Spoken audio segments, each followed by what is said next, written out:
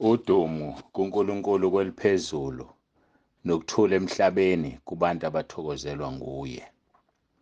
Ubaba uNsibande okubingelelayo, ngithi uJesu Kristu inkosi.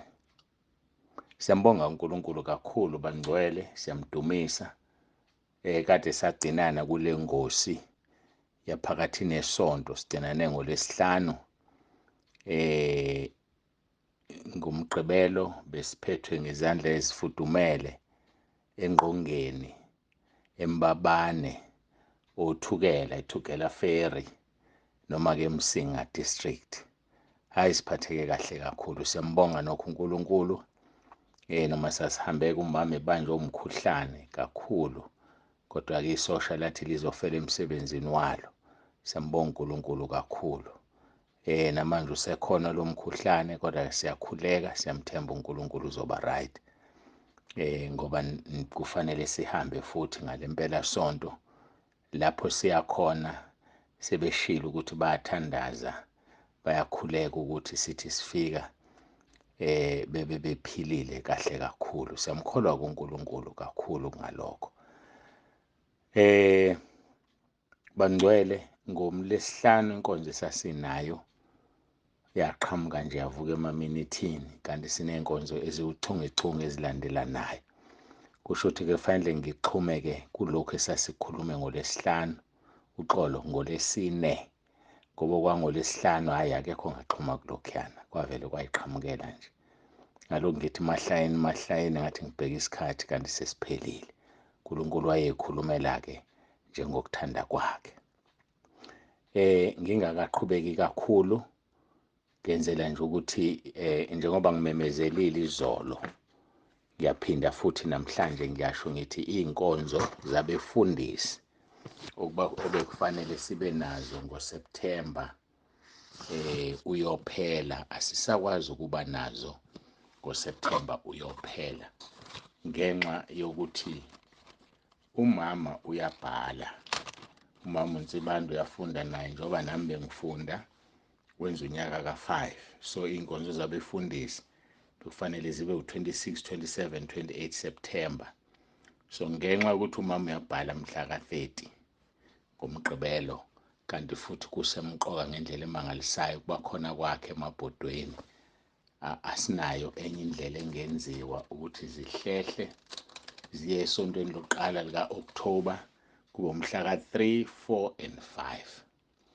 Abanikezwe lawo ma-date ka-3, 4 and 5 njengama-appointments osuku, ngizobasondeza ngibalethe kulezi nsuku zikaSepthemba bekufanele iy'nkonzo zabefundisi zibe khona ngalo. Ngisazo-communicate-ke isikhathi nosuku, kodwa ngizonithatha njengoba ninjalo nje. Obezoba mhla ka-3 October uzobuya azoba mhla ka-3 October uLwesibili, futhi usezoba ngoLwesibili mhla ka-26 September. Loyo obekade ezoba ngomhla ka-4 ngoLwesithathu October uyabuya usezoba ngomhla ka-27 ngoLwesithathu kuSepthemba. Abebekade bengomhla ka-5 ku-October sebezoba ngomhla ka-28 September. Kodwa ngizocommunicate-ke isikhathi. Ngicabanga ukuthi ngisho isikhathi asizoshintsha, akukho okuzoshintsha, kuzoshintsha insuku kuphela. Kodwa-ke ngisazokwenza-ke ngicommunicate ngoba sizama ukulungisa leso simo. Ningixolele kakhulu kakhulu, kunzima ukuplana kwami ngoba njengamanje njengoba sesikhuluma indaba ka-2026, angazi kahle hle ukuthi kobe kwenzakalani ngo-2026. So ngiyacela nje niyijwayele le nto ukuthi izohlala yenzeke. Usuku lwakho osulutholile lusondele noma luhlehle, okukodwa kwalezo zinto. Kodwa ngozama ngawonke amandla ukuthi izinto ezinjalo zingenzeki kalula, kodwa isimo-ke esibhekene naso sokuphila uNkulunkulu asihlelele khona.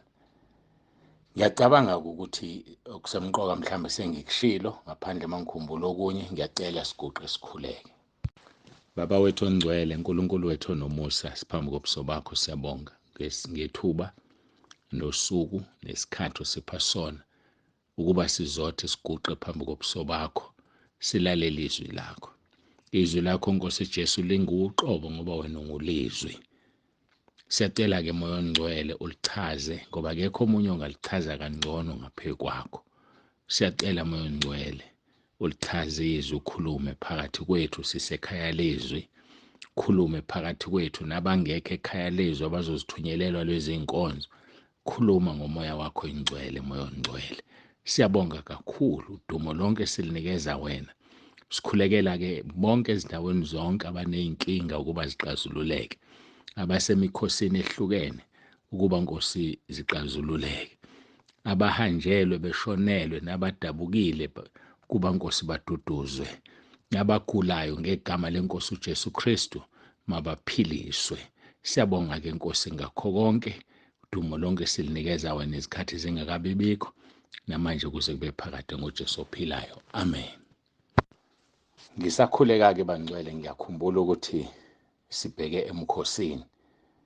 Sibheke emkhosini, kwangathi uNkulunkulu angasisiza-ke ngoba lo mkhosi lo usemqoka ngendlela emangalisayo.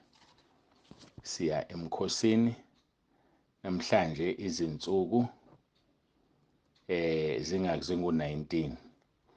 Mangaphazami sithe sigcina mhla ka-21 ukudla. Siqala ngoLesine ukungena emkhosini 1, 2, 3, 4, 5, 6, 7. Yebo, umkhosi wethu uqala mhla ka-22 phele mhla ka-28. Sigcina mhla ka-21 ntambama ukudla, soze sidle mhla ka-29 ekuseni ukudla. So-ke uNkulunkulu siyamkholwa, siyacela nje basixolele, siyakubona nge-weekend sizofika kungadliwa. Mina ngibuka into enhle ngakolwabuhla ngokuthi abazutatazela, akukho zimali ezizophuma zokudla abantu basemkhosini. Ngaphandle-ke uma bona bengekho emkhosini, cha thina sobe sisemkhosini. Siyambonga-ke uNkulunkulu kakhulu, asilungeleke sishilo ukuthi sikhulekela abantu abeze ezinkonzweni zikaJulayi. Sikhulekela ukuthi uNkulunkulu abe khona phakathi kwethu, ngoba uthi uMose, asinakusuka uma ungekho phakathi kwethu. Nathi sisho njalo inkonzo zikaJulayi ngeke zibe khona ungekho phakathi kwethu, ngoba ziyobe ziyizeleze. Siyamcela kuNkulunkulu ukuthi azambule, abe phakathi kwethu, asibiyele sonke, asigcine. Abezayo nabangezi bezozilalela ku-WhatsApp, abanye bezozibuka ku-YouTube, kodwa siyakhuleka ukuthi uNkulunkulu awenze umsebenzi. Dumo lonke-ke silinikeza yena ngoJesu Kristu inkosi ephilayo. Masifundeke izwi lenkosi abaseThesalonika bokuqala chapter 5 verse 16 kuya ku-22. Thokozani njalo, khulekani ningaphezi. Kukho konke bongani ngokuba lokhu kuyintando kaNkulunkulu kuKristu Jesu ngani. Ningamcimi umoya, ningakudeleli ukuprofetha. Vivinyani konke, nibambisise okuhle, dedane kukho konke okubonakala kukubi. Kukho konke okubonakala kukubi, deda. Uma sihlehla-ke sikhumbula ukuthi besikhuluma ngani ngoLesine. Ngizohlehla kakhulu-ke manje, ngizohlehla kakhulu bangcwele.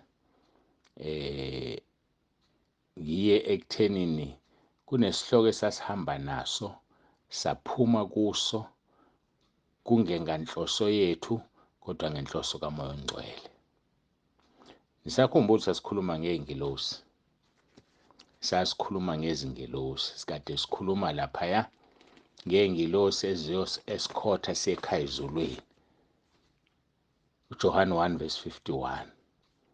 Saphinde sakhuluma ngamaHubo 91 acacisayo uverse 11, ngokubuya kuyalezi ingelosi zakhe ngawe zikulondoloze endleleni zakho zonke, ziyakukuthwala ngezandla ungaqhuzuki ngonyawo lwakhe etsheni. Sasuka lapho-ke sasesikhuluma nge-dress code yasezulwini, kuthi ezulwini kugqokwani. Sakhuluma ngoDaniel chapter 7 uverse 9, la kwakubonakala khona umdala wey'nsuku, Jehova Sebawothi egqoke ezimhlophe.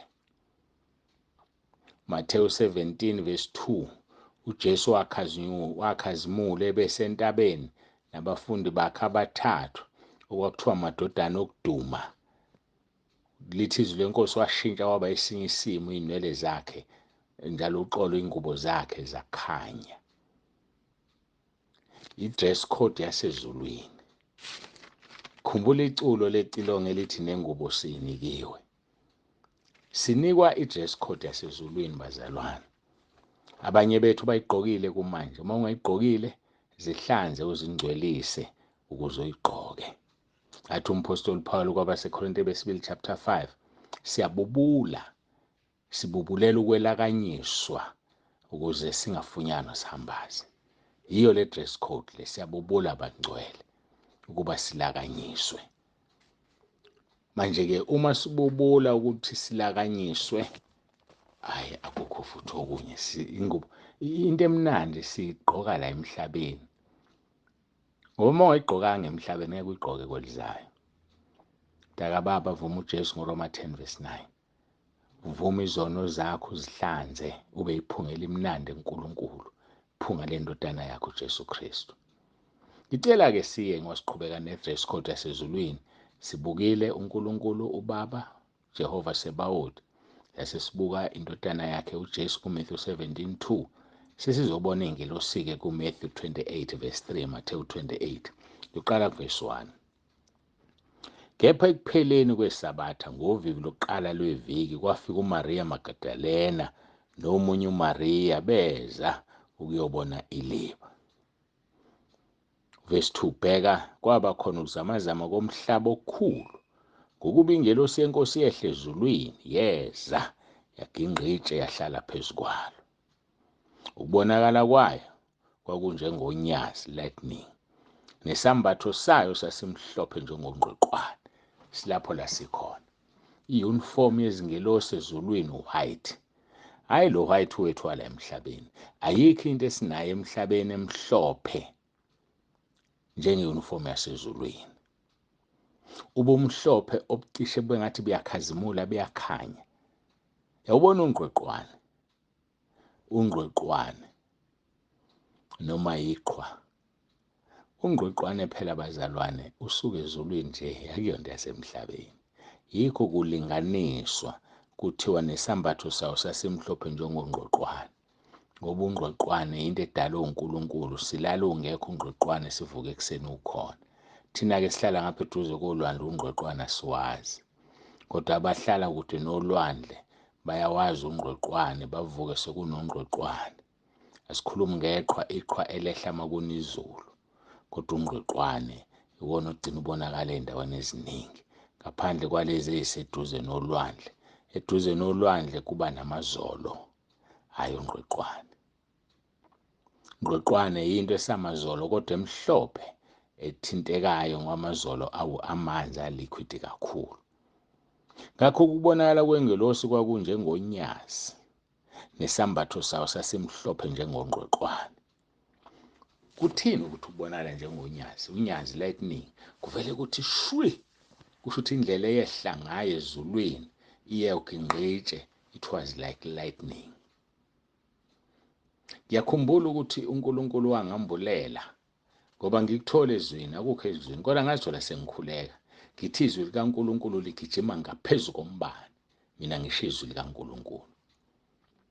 Kodwa ingelosi yona ihamba njengombani, kodwa izwi likaNkulunkulu ligijima ngaphezu kombani.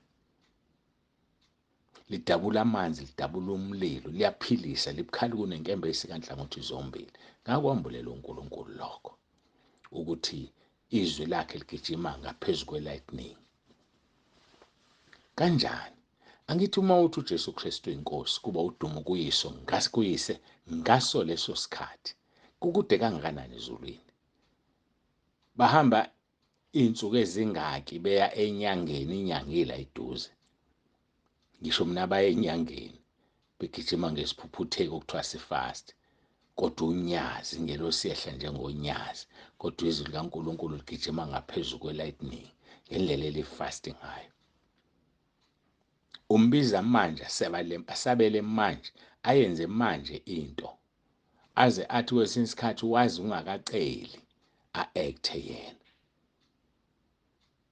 Angikho-ke lapho kakhulu. Ngisekuthenini isambatho sengilosi sasimhlophe njengongqweqwane. Senza ukuthi abalindi bethuthumele ngokuyesaba, bavele baba njengabafileyo. Yabona uvele uyilalo sengathi ufile ungafile ngoba wesaba, awukwazi ukuthi lo muntu ogqoke ezimhlophe kanje uzokwenzani, ugada ithuna nje. Kodwa babona ukuthi uliginqele itshe, futhi babona ukuthi ifike njengonyazi. Ibona phela abakhuluma lokho ababebonile.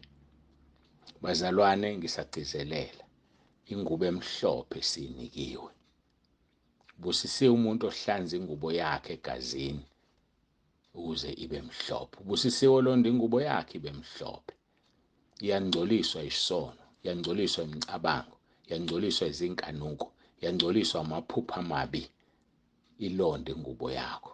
Ngiyacela siguqe sikhuleke. Baba wethu ongcwele, siyabonga. uJesu Kristu inkosi, udumo silinikeza wena. Amen. Baba uNsibande ovalelisayo, uthi uJesu Kristu inkosi.